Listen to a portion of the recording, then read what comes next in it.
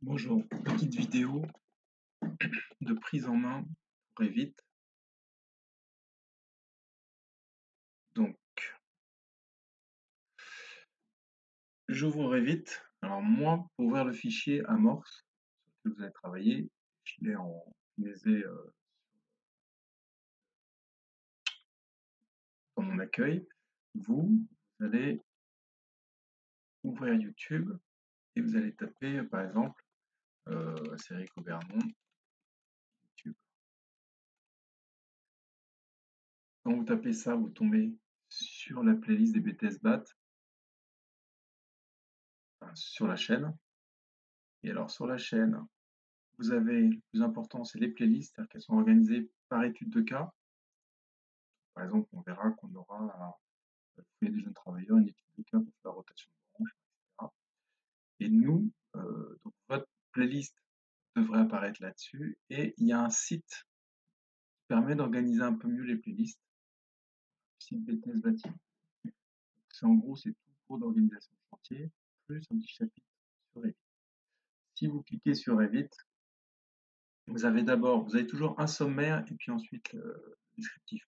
Vous avez installé Revit gratuitement sur votre PC individuel en créant un compte Autodesk Student. Donc ça, c'est pour les étudiants. Vous pouvez, en scannant votre carte d'étudiant, etc., créer un compte perso qui vous permet de télécharger différentes versions euh, de Revit. Sachant que nous, au lycée, on a deux types de versions pour l'instant. On a la 2023 et la 2025, et à terme, on n'aura plus que la 2025.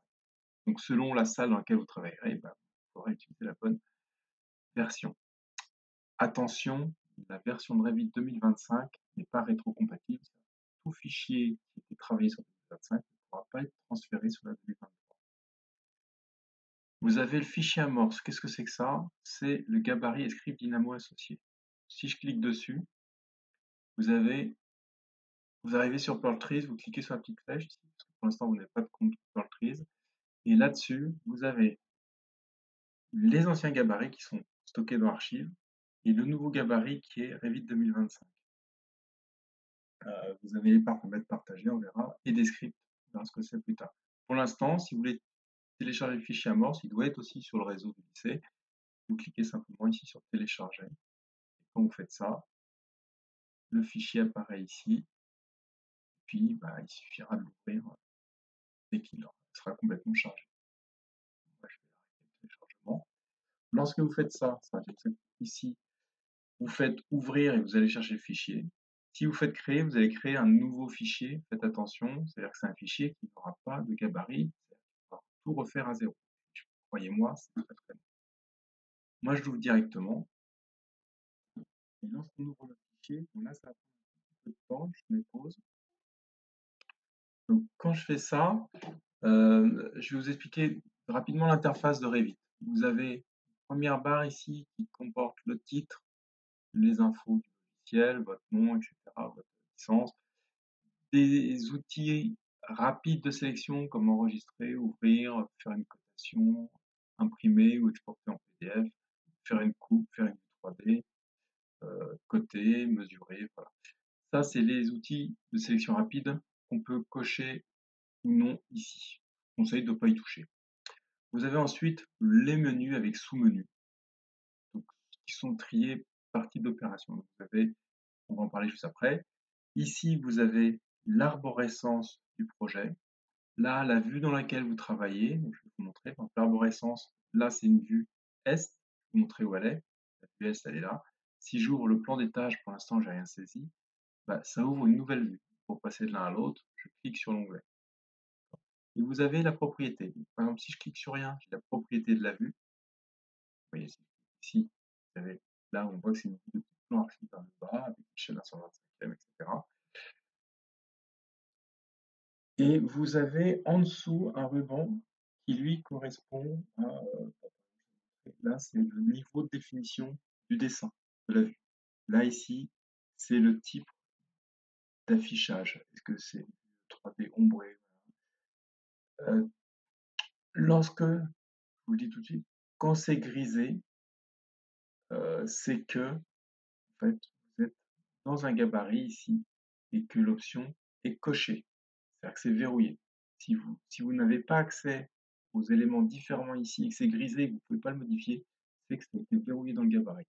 Pour l'instant, dans un premier temps, tout ce qui est verrouillé dans le gabarit, on n'y touche pas. On verra ça plus tard. Voilà pour l'organisation de l'interface.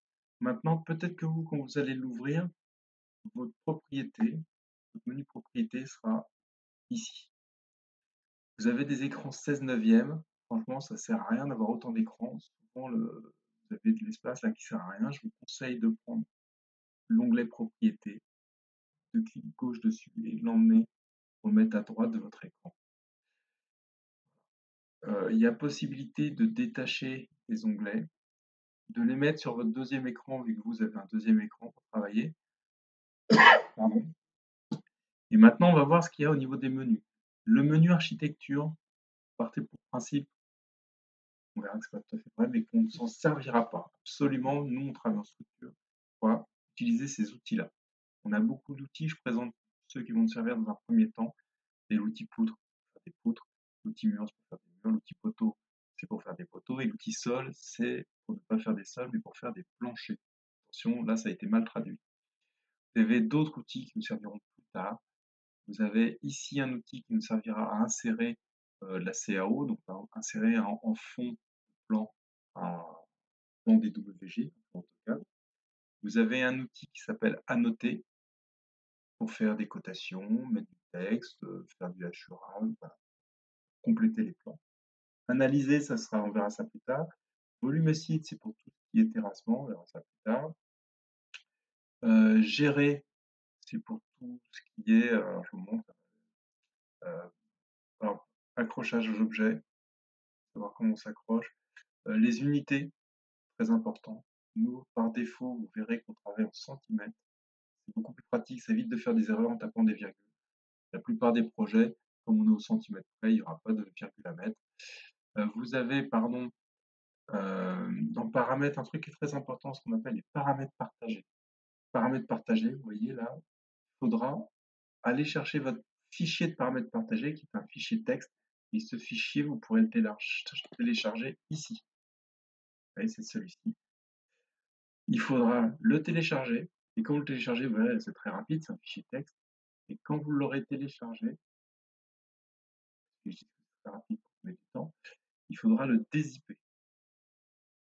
Clic droit. Alors moi, je ne sais pas sur le projet comment ça fait. Là, j'ai dézippé. Et dedans, en fait, c'est juste un fichier texte. Mais Perltrees ne permet pas de mettre des fichiers texte.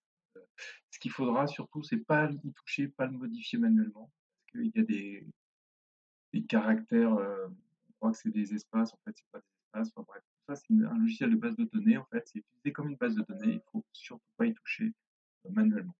Donc, vous le télécharger, toujours pareil, sur Perltrees. Je reviens ici. Ça, c'est les paramètres partagés. On a plein d'autres options.